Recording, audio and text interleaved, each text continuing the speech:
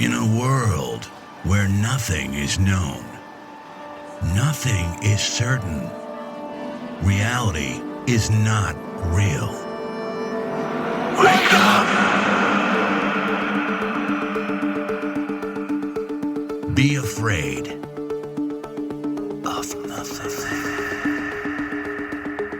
I'm Bob Heskey. Robert. The host with the ghost. This is my podcast, based on my paranormal documentary, Afraid of Nothing. Each episode, we talk to people who see life and the afterlife through a different lens. Join me. Who is this large man? And what's he doing in our bedroom? As we lift the veil and open our minds to see beyond our eyes lie. This is Afraid of Nothing.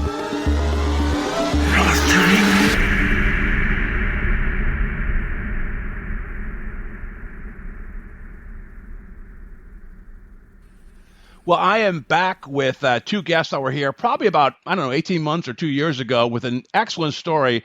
And I remember thinking, I wish, Rob, you'd make that one of your books. And it sounds like now that you have. It's called now this is your cue to hold up the book, Rob, The Ghosts of the Linville Manor, which you co-wrote with Winn Brewer.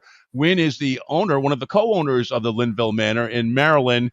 It's about a half an hour outside of Washington, D.C., so just a hop, skip, and a jump for anyone in that area to have a pretty memorable weekend. So welcome, Rob, and welcome, Winn. Thank you, Bob. Great to have you both. Winn, if you don't mind, I'm going to start with how you and Rob kind of connected and how you found out about Rob and then what happened the first time, and if there's any follow-up investigations that Rob had with you guys. Absolutely. So again, thanks for having us and to continue to share this story. As I tell folks that visit the house, the interesting thing about this place is it's an active residence, right? And people come to visit, and it's not like your typical haunted space where you go and those are the set stories and there you go, you walk away. This is sort of like an awakening. I don't know if that's the proper term of it, but through the years, I've been here about 7 years, and the longer you're in a space, especially one that dates back to 1600s, the ones that want to come through, they kind of are a little bit aggressive to be like, I'm here. Hi, this is my signal. But then, you start sharing those stories, finding out who they are. But then the ones that are a little bit lesser known are like, hey, I'd like some attention too, or, my life mattered as well. So you continue to find out more and more folks that are around. And it's really interesting. I mean, being here, I see the groups, the paranormal investigators, psychics like Rob, come and go and continue to add the pieces to the story. And how we got connected is, again, I'd been in the house several years. It was not the plan that this would be a paranormal hotspot. I moved in, I guess, like a cold read. I didn't know anything. I just knew it was a great deal. It was a good financial decision, real estate property. And I was looking for a place to live at the time. Definitely was looking for something much smaller with less acreage to mow, but wound up here for a new job. And I was delighted because I love history. But then as people started staying in the house, that's when we started having interactions, and over it would be the same story in similar bedrooms. Then you put those pieces together with things from the family. You start to, kind of develop that narrative, who is here and why they might be here. And things were kind of in balance, okay, there are ghosts here. They seem pretty harmless. There doesn't seem to be anything out of the ordinary other than just like they're letting us know they're around. However, with renovations and making we like to call this a very creative sort of a workshop space that people can come do performances here, murder mystery parties, events, themed gatherings. But the one space in the house that really hadn't had any attention or love to it was the basement. And this is the space where, you imagine deepest, dankest, darkest spot. That's what it was. The rest of the house, the bedrooms had kind of been cleaned up, made look nice. And then you would go down. And even though the house burned mysteriously in around 1849, the basement space survived. So that basement is actually 1717. So you have like old charred bricks down there. You know, it was like that musty, it just had a vibe. And I was like, okay, like, I think people would like a speakeasy kind of thing down here. Perfect venue for that. But as soon as I started doing that work, we moved out an old boiler system down there. And it's like the whole house, like the house, I always say it kind of wakes up when people are coming to visit. Like you just feel this like teeming positive energy, like there's just a flow going on. And as soon as that boiler moved out, it was like a negative, heavy, oppressive feeling. And I felt it for weeks. Guests that would come were starting to have similar experiences. Groups that at that time were interested in paranormal, they would have gear and equipment and say, there's just all this activity going on in and around the basement. They heard footsteps up and down through the night. They would pick up these heavy breathing on devices. And I just knew. I think the catalyst was actually there's, it still's down there, a filing cabinet that survived from the 1950s when a state representative lived in the house and moved this giant, heavy filing cabinet down there. And it started coming open on its own. And it's very, like I said, like a vault, heavy. And I was down there and I literally witnessed it. It's like a shadow passed across the room and then it flew open. And in my head, I was just like, all right, like I'm comfortable with paranormal, but this is the point where, you know, for lack of a better term, you call the Ghostbusters. Like you need some professionals to like figure out why the energy is out of sorts, what's going on. And then I'm very thankful because Rob's group, his team in the area, they're there to serve. I didn't even know about them, but, you know, a friend recommended that I get in contact. And within, it was about 2 weeks, you guys set up a time to come out. And Rob and Troy visited and immediately had some answers. And I can turn it over to Rob to sort of like share that part of the story. Over to you, Rob. Okay.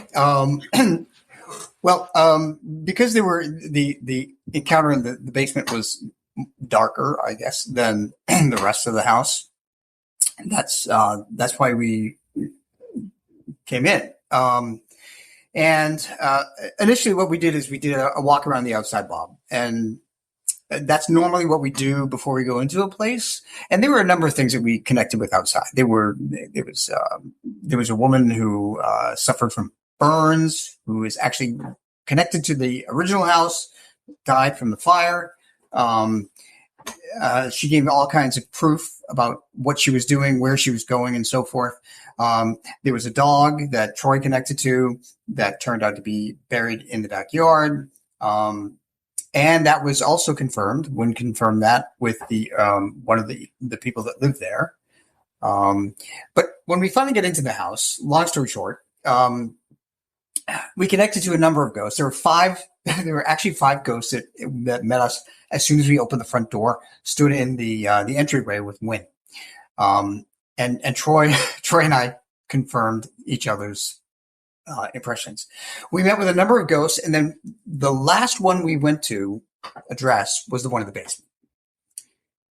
And he was angry. And we had to figure out what was going on. Stay with us. We'll be right back. This is an Afraid of Nothing paranormal podcast alert. $10 merch. $10 merch. That's right, podcast fans. If you go to our website, afraidofnothingpodcast.com, and click on the store tab, you too can find now $10 merch on the website. So not only can you get the great stuff like the hoodies and the t-shirts and the blankets and the glasses, you can also get stickers and bumper stickers and, well, a whole lot more. You need to see it yourself. But just remember this. $10 merch. is now available at the Afraid of Nothing podcast store. Check it out. And remember, never be afraid to look good.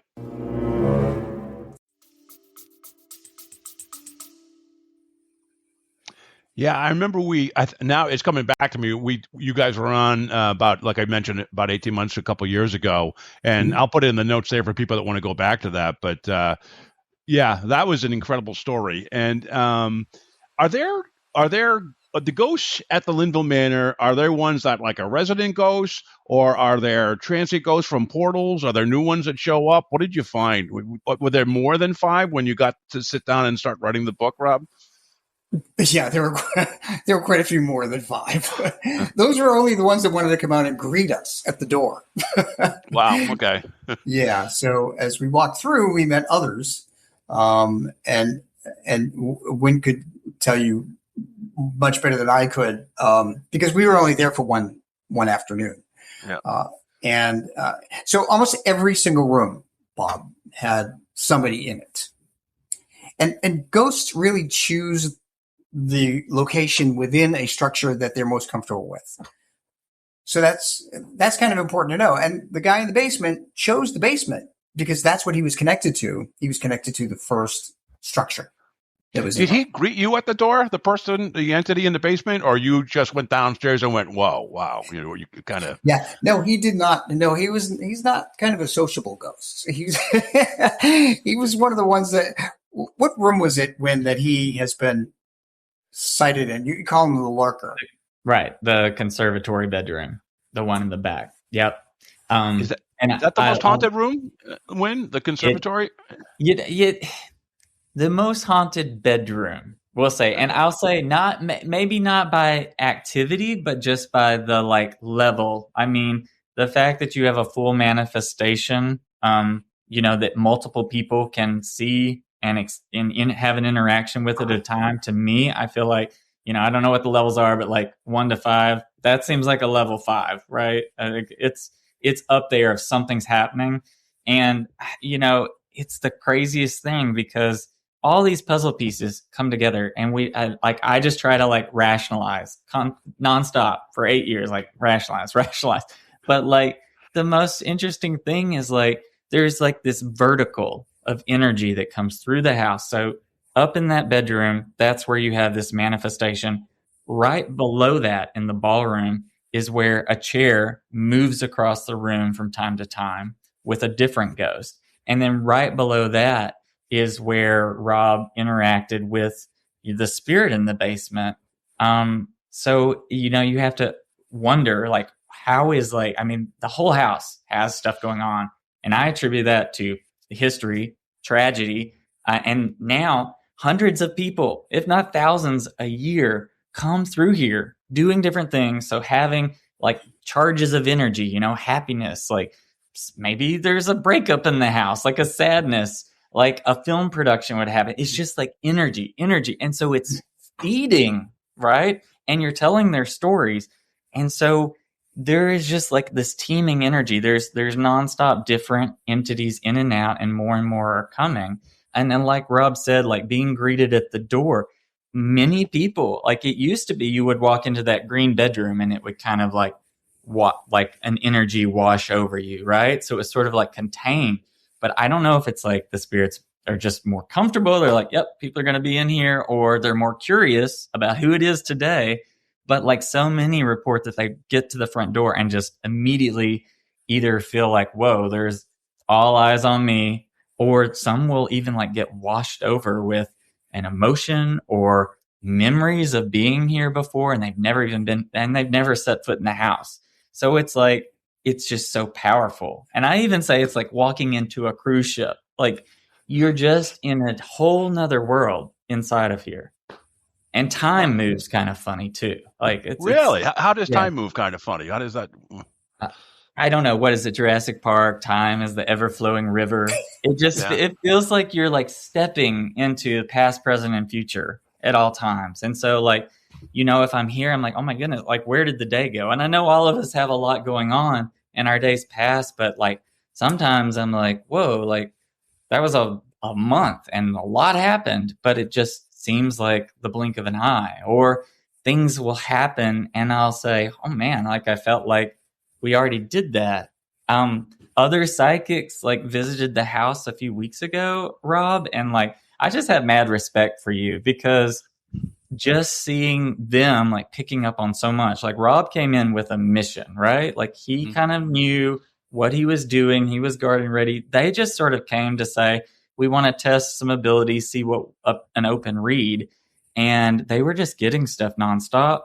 And they were just like, hey, like if you would like to try, like, you know, you can kind of clear your mind and go. And I attempted for like 5 minutes, and mentally it takes you somewhere else. It is so crazy. So again, I know I'm kind of detracting from our story, but Rob, like, I don't know how you do it, because I just had to say, I got to cut that part of my brain off, because you get a lot of things if you're open to it. So, Yeah. well, Rob's doing the same things now that he's moved to New England as well. He's finding a lot of cool stuff here, you know, which Rob, that'll be a future one. We'll mention one actually on this thing.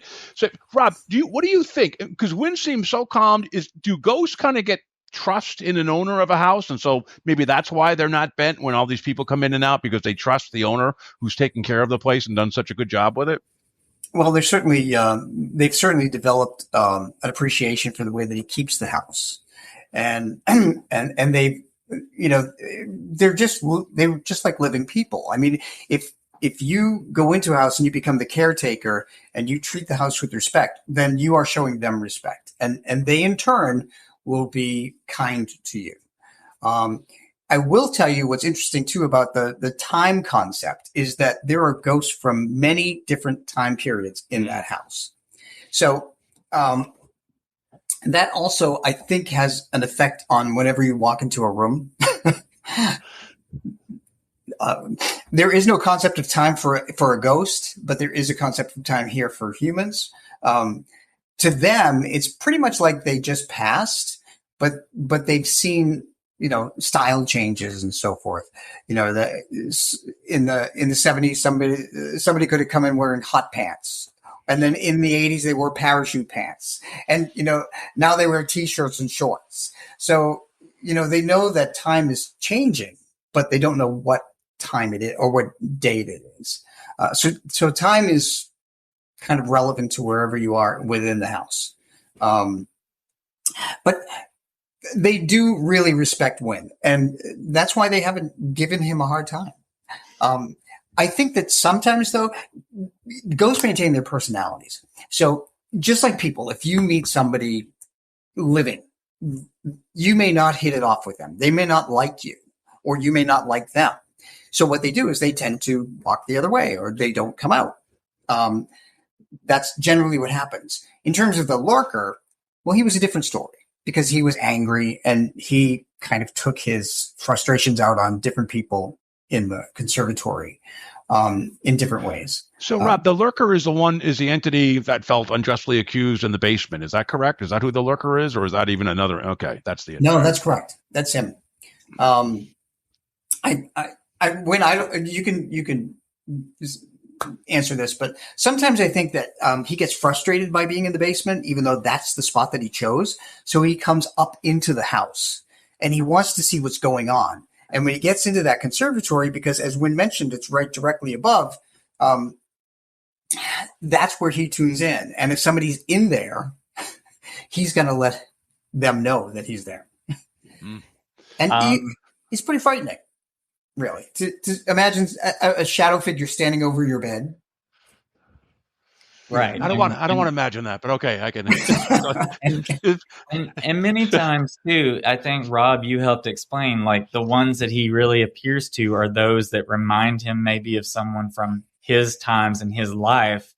And Yes. Unfortunately, you know, that's what gains his interest. He might draw really close, but then they may have sort of an experience from his passing, or, like, you know, just feel like he ended up being killed and thrown into the river nearby, and he drowned. So a lot of times people will experience this, like, pressure in their chest, or like a struggle feeling, and just like a really uncomfortable thing. But since Rob came, this is the most amazing thing, is because For those that are interested in paranormal and want, to share a few stories, this is one that I highlight because I say, hey, this is probably the scariest thing that you could encounter at the house. I think it's wonderful to invite people to be curious, to investigate, because it is science at the end of the day. There's energy. Like, we're trying to figure out what this energy is, what ability it has. So I think people should be curious, be safe about it, but be curious, be knowledgeable, be respectful. Like, that's the whole goal. And thankfully you're not like going into a sanitarium or a prison where something really bad, if you're not coming in with the right mentality of that, something bad could happen or follow you home. I think people just don't really understand the severity of what it is. So at least here you can be curious and you can be safe. And now we have this story where the only spirit that seemed, or ghost, I know there's a difference, Rob, spirit and ghost. So thank you for teaching me that. But right, I know stuff. But like being able to explain who he was, his story, it changes the whole thing, because if they do have that interaction with him, instead of being tensed up, terrified, leaving the bedroom, tell people, have the conversation, say, hey, I heard what happened to you. I'm really sorry about that. Stay a while, like talk about it. If I remind you of someone, please, stay a bit. And people will say they have this experience. Like, I've got a story about where literally someone sits down. We think the lurker sat down on the side of the bed with the woman who was staying in there. And she just said, hey, be present. I'm here with you. What do you need? And the whole room just relaxed. And she said at that point, she felt calm. She talked a little bit more with him. She went to sleep. And then in her dreams, it's like he followed her to her dreams to show her, because she's connected to the historic family, show her past events of the history of this house. So I really think he actually is misunderstood, right? He had a tragic ending, but he still wants purpose. And I know he wasn't ready to go, but more and more people, they say, when they have this conversation with him, that they feel like he likes being a guide. He likes hanging out with them, and he's very helpful. So you can change the story. I feel like the thing is, a lot of times in life, we are misunderstood for maybe who we are, or circumstances write our history. But there's this interesting thing about death, that if you can come through and those who are still here can tell the story the right way, you sort of have a second life in your death, right? That's interesting. Rob, you've written a ton of books, and I can say that now because you have written, double digits now.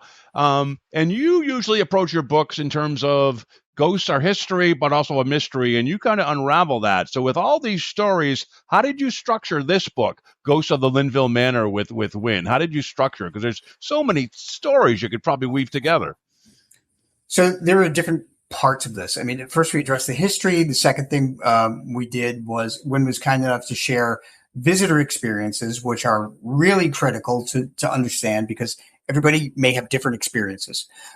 We went from room to room with these. And then the second part of the book involves what the Inspired Ghost Tracking team found in different rooms. And we address the different ghosts, between the gardener downstairs, to the woman upstairs, to the ghost in the basement. Those are just three. But so that's the way we structured it. History, visitor experiences, Winn's experiences, and then the IGT investigation.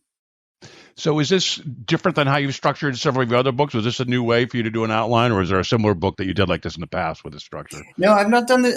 Not done it before this way, because most of them are just based on my experiences, and there have not been other experiences that were shared with me in previous locations. So only confirmations after the fact.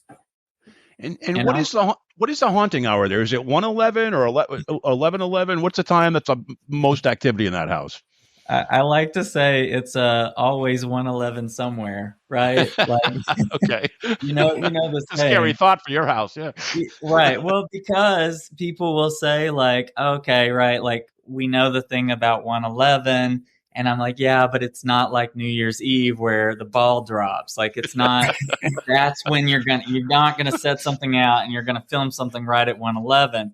But more times than not, folks would have something happen and glance at their phone, check the time, and 111 kept coming up. So it is sort of like leading up to it and, kind of towards, 3:30 or something. There is a lot of activity ramping up, but I think that's sort of a well-known sort of time frame. Like, it's the quiet time. It's the dark hours. It's the middle of the night, the transferring over from one day to the next. But the house is always active. If I'm working from home here, like right here in the next room over, it sounds like somebody's sort of like creeping around out there. If I was just house sitting a dog for the weekend in the same areas where there's always a dog will go and check out and be kind of like curious, same areas, like going in there, looking like, so,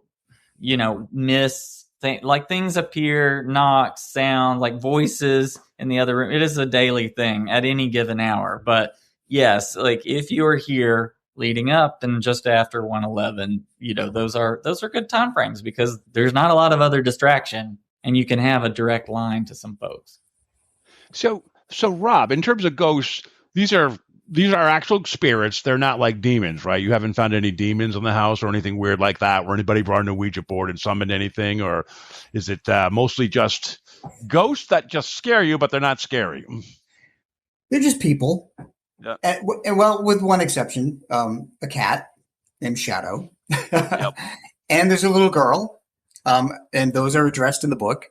And Winn provided a photograph that somebody took that actually shows a picture of the little girl in the window with the cat, the ghost cat. So the book does have photographic proof of two of the ghosts that exist. But yeah, they're just people. Bob, I have to tell you, in 20 years of doing paranormal investigations, I've never encountered anything demonic. And, I don't have a really strong belief in demonic things. I think demonic things are just things from other universes that come here, other life forms that get here. That's interesting. And you vibrate on a pretty high level anyways. You're not down in the depths like a lot of the other, fearmonger investigators. I don't vibrate until I have my Dunkin' Donuts coffee. There you go. Then I'm on a high level. Did you have Dunkin' Donuts out there where you came from, or did you introduced to it, Rob, in New England? I grew up in the town that it was founded. Oh, really? All right, yeah. I've been drinking coffee since I was a kid. Yeah. I love Dunkin' Donuts too, but there's a place called Gourmet Donuts which has an extra large iced coffee, and I like that. That'll get me for the whole day. So if Dunkin' Donuts would just go to an extra large, I'd go there every day, just like you. So, and I think people should buy you a coffee online, Bob. Oh, thanks. You've done it a couple times. You've been very good to me, Rob. You're a very generous guy. People should know that. Right? By the way, one thing we should say about Rob is he also experiences sometimes spirits will tell him how they die. And did a couple do that to you at this location, Rob? Yeah. Okay. Especially the gentleman in the basement. That's how we found out his story, and that he was unjustly murdered. And that's what he really wanted. As Winn mentioned, that's really what he wants. He wants his story told. He wants people to know that he died unjustly, that he was not responsible for what he was being accused of, and all that stuff is in the book, so we won't give it away. But yeah, I always encounter some physical pains wherever I go. Is this a little bit of a longer book than your typical ones, or is this someone? What's this one? What is this? This is about 160 pages. And every single Winn and I made sure that every single chapter had photographs. And that's excellent. Winn provided a ton of photographs so that people reading this book can actually see the room that we're talking about, which makes it Really cool. Yeah, it's on the website too. You great website, man. That place is beautiful. I was looking at it before we got on, and every room is just artistic. It's just a wonderful job. Did you design? You and the other owner, Winn, did you guys design it, or did you get a person to design it for you? Because it's fantastic. Thank you so much, and thanks for asking. A lot of people walk in. A lot of times people will say, "Wow, it must be nice that you got the house like this." I'm like, "No, that's." Yeah, I wish. It was dilapidated. The doors were kicked in, and there were not even light fixtures here. So it became a little wet. Didn't you say deer were living in there when you first moved in? That's true, and they still that's give paranormal me too, right? Deer, right? Yeah, deer were frequenting the house. Neighbors have told me. But so living deer. I am not an interior decorator. People ask me. I mean, we got a statue here on top of the refrigerator, but okay. That's my style. You just got to go with it. It speaks to you, and the ghosts help too. I will say, I feel like a lot of times, like ideas will be put in my head, like there will be vacant spaces, and I'll just be like, I'll come across something, and it's perfect and cheap, and I'm like, wow, like that worked out. And a lot of people will be like, yeah, the ghost willed it back to the house. I'm like, okay, I believe, I do. But then my whole mantra was, I really love Clue, the board game and movie. Yeah. Also, this is the big anniversary year of Clue. But I just literally walked in and was like, looks like it has a ballroom. So it should just have all the rooms that are in the Clue board game. That'll make it easy to design. I'll just be like, great, I know what a study should look like, the ballroom, the kitchen, the library, and we got them all. So if you want to play real life Clue, you're set for that too. Oh, that's awesome. There should be the Linville Manor Clue edition board game. That would be nice.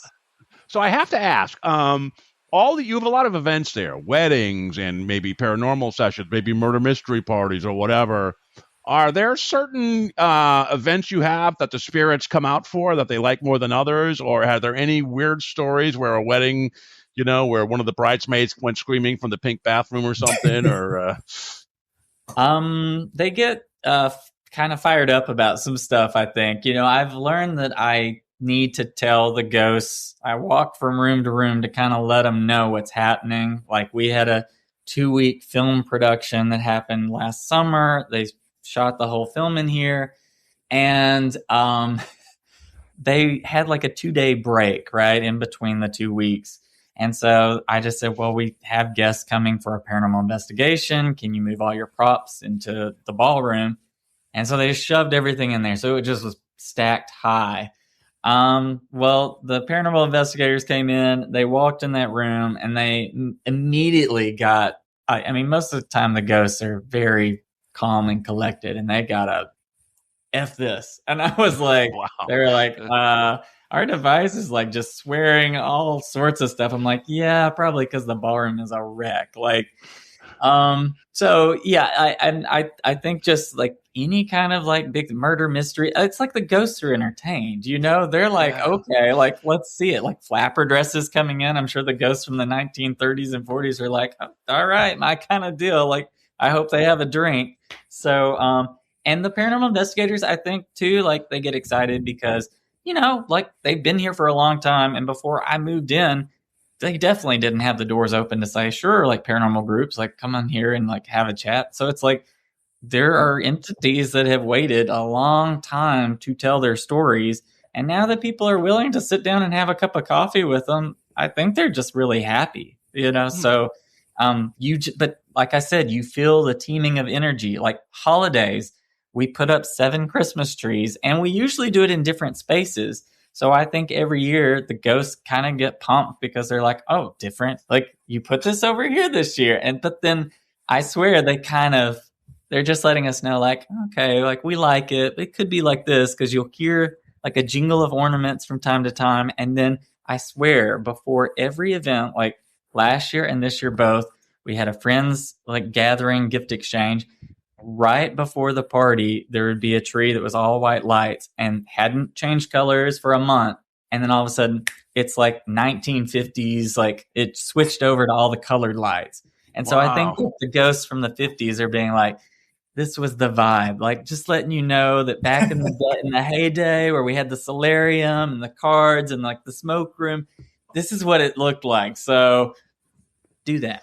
So I was going to ask if there were any time slips, that go on. I mean, it's a house that's a 1600, so it's a time slip in itself. But basically, that sounds like an example right there. But are there any times where a room seemed different than when they woke up? Anybody have any experiences like that?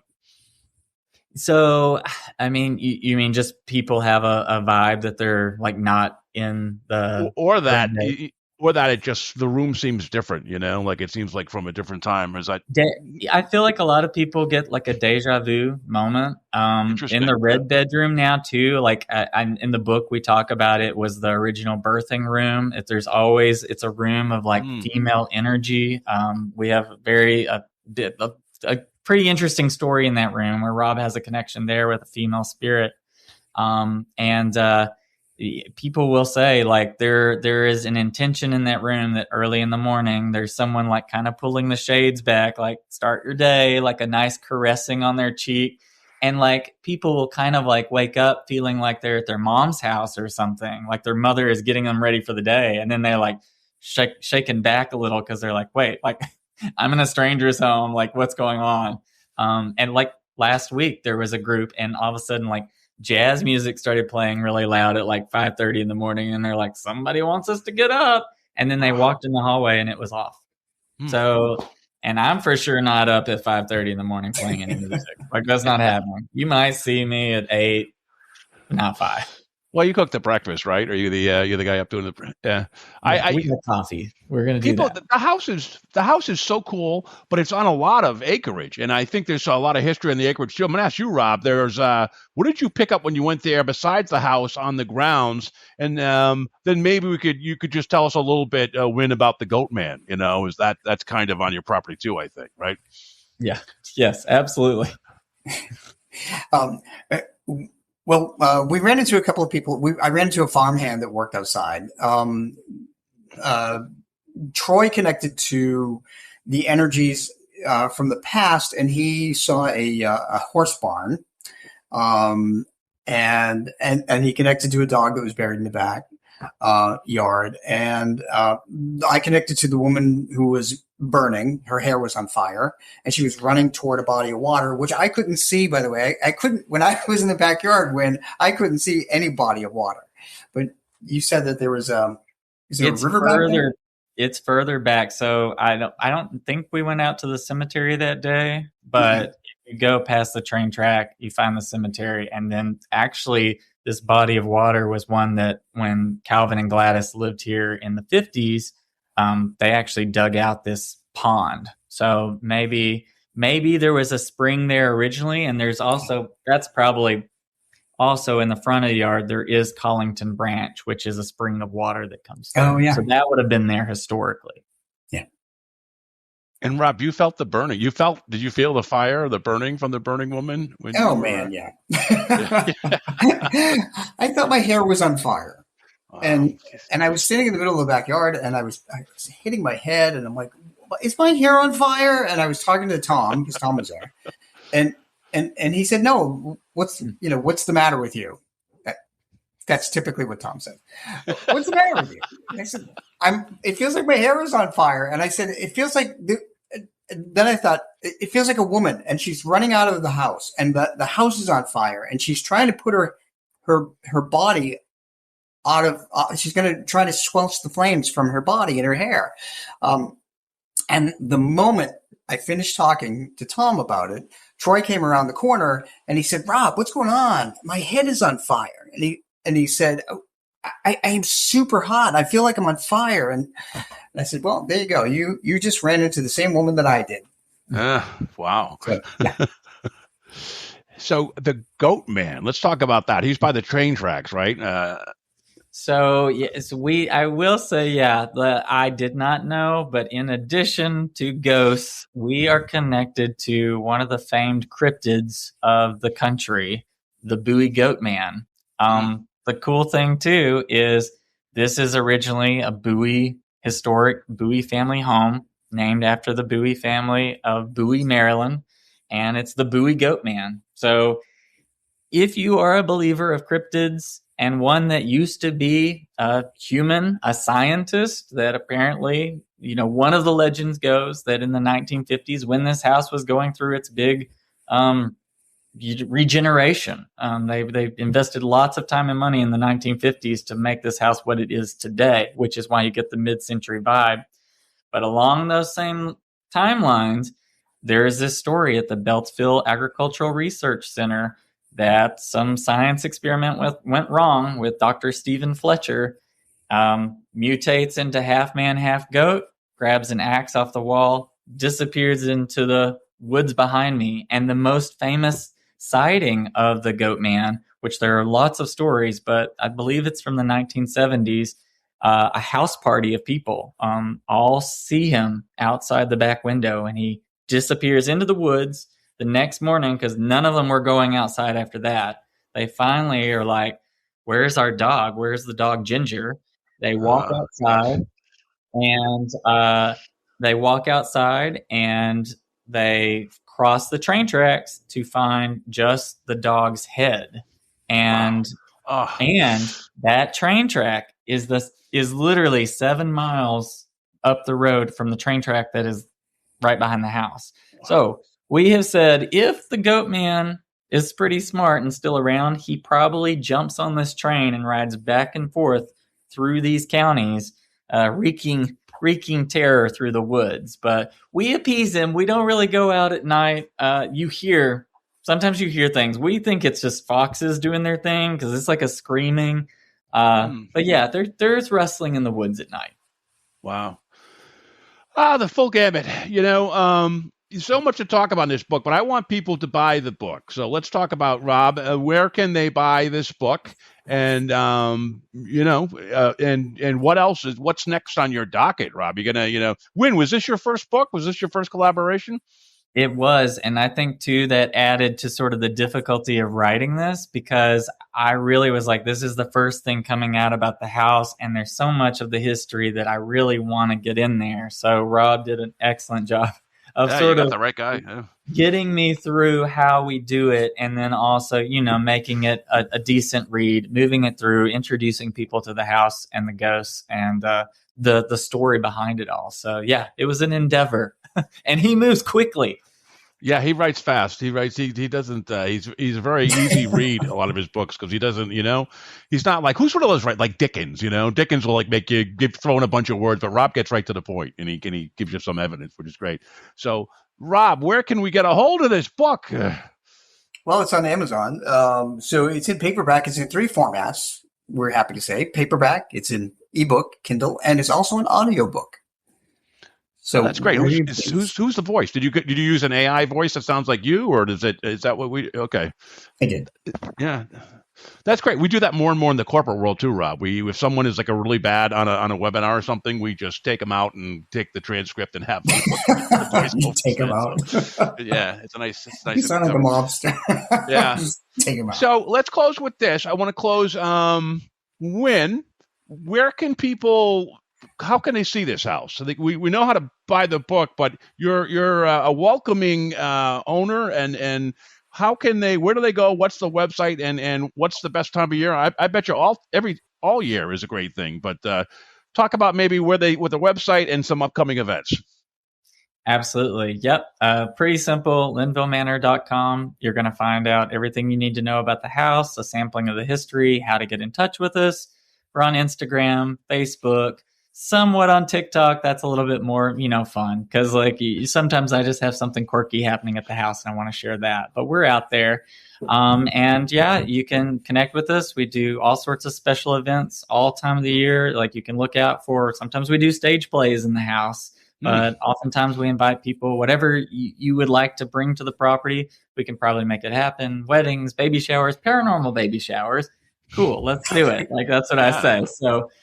Just reach out, and I will be as swift as possible to respond to any kind of email. And you can also find us on Airbnb if you'd like to come through that venue. Oh, that's excellent. Great. And Rob, what do you, I have to ask you, you were at the S.K. Pierce Haunted Victorian Mansion right down the street from me a couple weeks ago. I imagine is a book coming out about that? Is there, how are your experiences at the S.K. Pierce Haunted Victorian Mansion? It was unnerving. It was very unnerving. Yes. So Can you tell me what rooms? Because I'm familiar with it. Was it the basement? Was it the third floor where the woman's coward cuddled in the corner, that lost a child? Or was it the billiard room? Yeah, we were in the third floor. In two of the rooms, one with the crib in it. I think that was a child room, and the other one the billiard room. Yeah, with the closet, right? The closet where a lot of seedy stuff happened. Yeah. Okay. Yeah. Wow. Yeah, it was unnerving. So this is a place where totally unlike Linville Manor, where the ghosts it sounds a different vibe. Yeah. Yeah, ghosts are curious at Linville. They're patient. They're gentle and totally compared to S.K. Pierce. We actually have another book coming out in 5 days or 6 days. Wow. What's January 1. Haunting of Hunt Memorial Library in Nashua, New Hampshire. Oh, right. That's where you had your first. When you moved out, that's where they kind of called you in, and was that your first kind of paranormal experience? And you went to a lot of other places in New England after that, or was that? So we went to Emory Estate. That was the first book that came out last January. Yeah. And then for Emory Estate, we did our book signing at the Hunt Memorial Library in Nashua. Yes. And we had a public paranormal investigation. We have members of the public. There's a chapter in there where everybody shares their experiences. But so we encountered 3 ghosts and crossed 2 of them over, and it was insanity. So January 1st, Haunting of Hunt Memorial Library. Excellent. So anybody listening, if you want to get your paranormal fix, you got the Ghost of Linville Manor. You got this upcoming book. What's the title again, Rob? On January 1st. Haunting of Hunt Memorial Library. All right. And my good friend, your book, The Ghost of Linville, that's like on #1 list on Amazon, right? Did I hear that correctly? A couple things for it hit #1 in Washington D.C. travel and Maryland travel. All right. Well, people want to go travel and check it out, because you won't find a better host and a cooler place with more agreeable ghosts probably to experience history. So thank you both, gentlemen. I appreciate you both being on the show. Winn, great to see you. And, and on the video, Rob, I've met you before, but great to have you both on. And I look forward to future collaborations. And Rob, you're always cooking up something cool. So look forward to what 2026 brings to you. Thank you.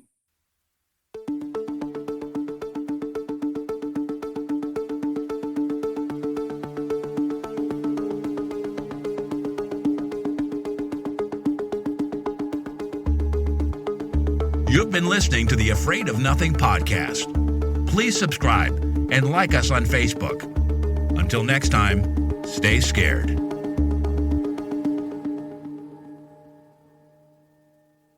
Hey, you're still here? Great. Then why not listen to another episode? Visit afraidofnothingpodcast.com to peruse all the shows. That's afraidofnothingpodcast.com. And while you're there, click the coffee cup icon to buy me a coffee and leave a review. I'll give you a shout out in an upcoming episode, and the world will know how swell you are.